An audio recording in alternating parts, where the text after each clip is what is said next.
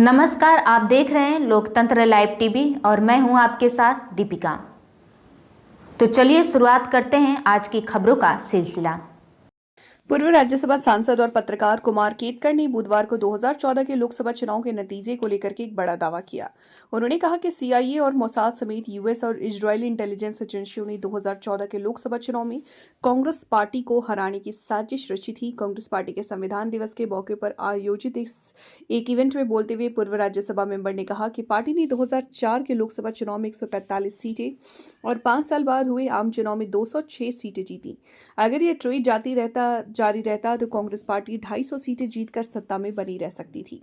हालांकि 2014 में पार्टी की सीटें घट करके 44 रह गईं। केतकर ने आगे कहा कि ये खेल चुनाव से पहले शुरू हुआ था और ये तय किया गया था कि किसी भी हालत में कांग्रेस की सीटों की गिनती नहीं बढ़नी चाहिए। केतकर ने कहा कि कुछ ऑर्गेनाइजेशन ऐसे काम कर रहे थे कि जब तक हम कांग्रेस को 206 से नीचे नहीं लाते हम यहाँ गेम नहीं खेल पाएंगे।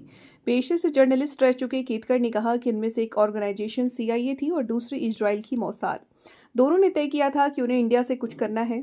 अगर कांग्रेस की स्टेबल सरकार या कांग्रेस के लीडरशिप वाली कोलिएशन सरकार फिर से पावर में आती है तो वे इंडिया में दखल नहीं दे पाएंगे और अपनी पॉलिसी लागू नहीं कर पाएंगे। उन्होंने कहा कि दोनों इंटेलिजेंस एजेंसियों का मानना था कि इंडिया में एक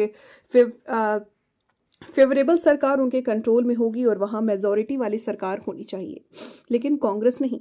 केतकर ने दावा किया कि मोसाद ने स्टेट्स और चुनाव क्षेत्रों का डिटेल्ड डेटा तैयार किया है। सीआईए और मोसाद के पास स्टेट्स और चुनाव क्षेत्रों का डिटेल्स डेटा है। उन्होंने कहा कि 2014 में उस समय के प्रधानमंत्री मनमोहन सिंह के खिलाफ नाराजगी थी, लेकिन इतना नहीं कि कांग्रेस को बुरी हार का सामना करना पड़े और उनकी सीटें 206 से घटकर 44 रह जाए। ऐसे ही तमाम खबरों को देखने के लिए हमारे चैनल को सब्सक्राइब करें। अब दीजिए इजाजत। नमस्कार।